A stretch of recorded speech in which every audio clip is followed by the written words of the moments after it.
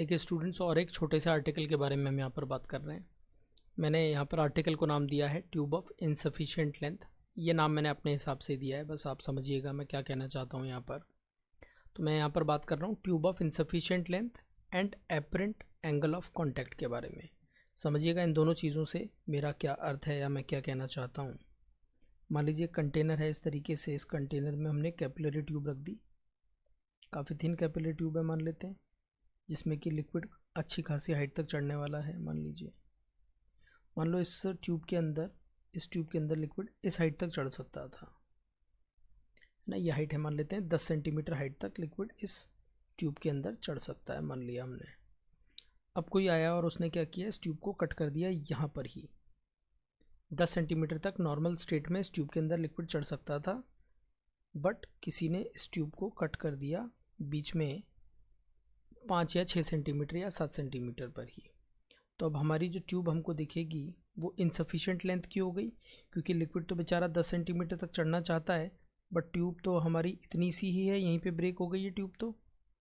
तो क्या ऐसा उम्मीद कर सकते हैं कि लिक्विड इस ट्यूब के अंदर से बाहर निकल के आने लग जाएगा? ऐसा नहीं होगा। Liquid will not flow out, liquid will not flow out of the tube. Rather क्या होगा यदि नॉर्मल जब लेंथ थी, अच्छी खासी जब लेंथ थी इस ट्यूब की, तो मेनिस्कस एकदम इस तरीके का था। मैं यहाँ बना के दिखा देता हूँ। मान लो इसका मेनिस्कस ऐसा था। जब आप इस ट्यूब को यहाँ पर कट कर दोगे तो जो आपको इस ट्यूब के अंदर, जो कि कट की हुई ट्यूब है, इस केस में जो आपको मेनिस्कस दिख रहा होगा टॉप पर यहाँ पर, वो थोड़ा फ्लैटन हो गया होगा। This will be a relatively flattened meniscus. यहाँ पर जो मेनिस्कस आपको दिखेगा वो रिलेटिवली फ्लैटेंड होगा। अपने आप एंगल ऑफ कांटेक्ट जो है वो बदल गया है और जो मेनिस्कस है वो फ्लैटन हो गया होगा।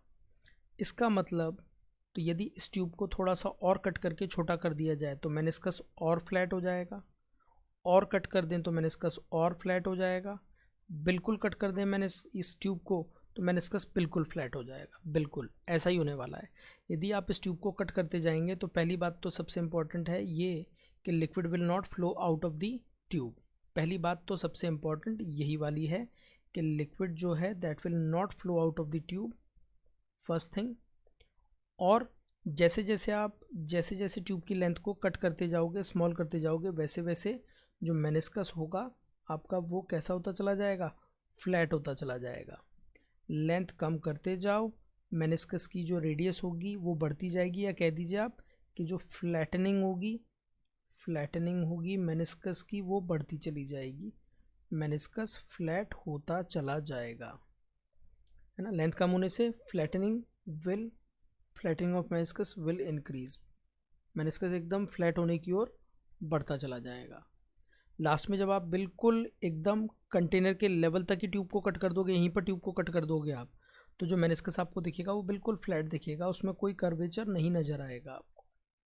अब मैं क्यों कह पा रहा हूँ ऐसा वो मैं आपको बता देता हूँ।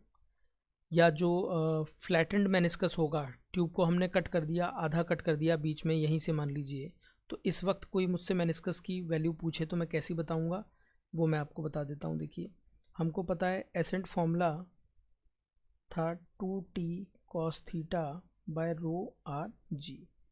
ये मैंने आपको फॉर्मूला बताया था किस केस में, जब मुझे ट्यूब की रेडियस अवेलेबल हो। यदि मुझे ट्यूब की रेडियस अवेलेबल नहीं है, मेनिस्कस की रेडियस के रूप में यदि मुझे फॉर्मूला देखना है तो मैं लिखूँगा 2t बाय रो आर जी। अब देखिए आप यहाँ पर 2 कांस्टेंट क्वांटिटी है, ग्रेविटी कांस्टेंट है, और ये रो की वैल्यू कांस्टेंट है। सॉलिड लिक्विड नहीं बदल रहे हैं ट्यूब को कटने से। ट्यूब को यदि हम कट करते हैं तो ऑब्वियसली सरफेस टेंशन पे तो कोई फ़र्क नहीं पड़ेगा, तो ट्यूब को कट करने से भी सरफेस टेंशन में कोई चेंज नहीं हुआ। इसका मतलब सब कुछ कांस्टेंट है। इसका मतलब एच और आर का प्रोडक्ट भी कांस्टेंट है। तो जब सफिशेंट लेंथ की ट्यूब थी हमारे पास, सफिशेंट लेंथ की ट्यूब थी, तो नॉर्मल जो हाइट में इंक्रीमेंट होना था, नॉर्मली जो रेडियस ऑफ मेनिस्कस होनी थी का प्रोडक्ट, जब आपने कट कर दिया इसको और हाइट को कर दिया इनसफिशिएंट, और इनसफिशिएंट करने पर जो मेनिस्कस बना वो मेनिस्कस भी फ्लैट हो गया और उसकी जो रेडियस ऑफ कर्वेचर है वो इनसफिशिएंट स्थिति की रेडियस ऑफ कर्वेचर बोल देते हैं। कंफ्यूज नहीं होना है कि मैं नॉर्मल किसे बोल रहा हूँ, इनसफिशिएंट किसे बोल रहा हूँ। नॉर्मल का मतलब है जब भरपूर मात्रा में आपके पास ट्यूब की लेंथ अवेलेबल थी, ट्यूब की लेंथ अच्छी खासी मात्रा में अवेलेबल थी, तो लिक्विड किस हाइट तक चढ़ा है, वो तो एच नॉर्मल है। एच नॉर्मल है ये नॉर्मल स्थिति में जहाँ तक लिक्विड चढ़ता। और नॉर्मल स्थिति के केस में जो रेडियस ऑफ मेनिस्कस होने वाला था वो आर नॉर्मल है। मैंने कहा आपको यदि आप ट्यूब को बीच में कट कर देते हो तो मेनिस्कस की रेडियस भी बदल जाएगी, फ्लैटनिंग हो जाएगी मेनिस्कस की, उसकी रेडियस बदल जाएगी।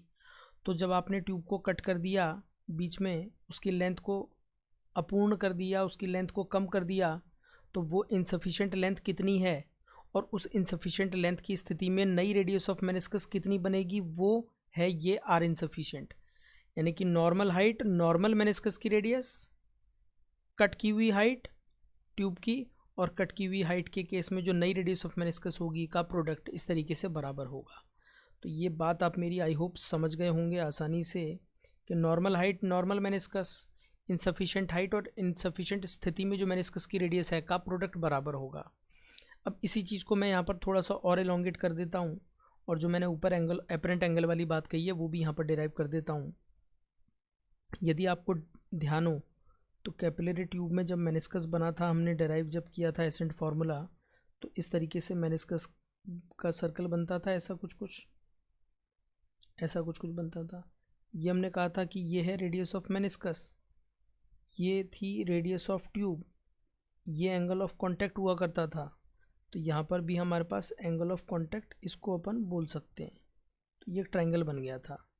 इस ट्रायंगल को यहाँ देखते हैं अपन एक बार थोड़ा जूम करके। तो ये स्मॉल आर, ये कैपिटल आर, ये थीटा। तो हमने कहा था कि capital r cos theta is the radius of the tube small r. मैं क्या कर रहा हूँ, इसी ऊपर वाले फॉर्मूले में मैंने कहा है यहाँ पर मेनिस्कस फ्लैटन हो गया है, तो नॉर्मल स्थिति में मेनिस्कस ऐसा कर्व बना रहा था बढ़िया।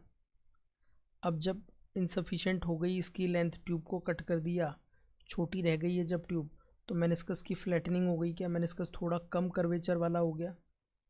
तो देखो जब मेनिस्कस का कर्वेचर कम या ज़्यादा हुआ तो क्या देख पा रहे हो आप इस फिगर में कि यहाँ पर जो एंगल बन रहा था एंगल ऑफ कांटेक्ट और जो अब एंगल बनेगा एंगल ऑफ कांटेक्ट वो बदल गए हैं।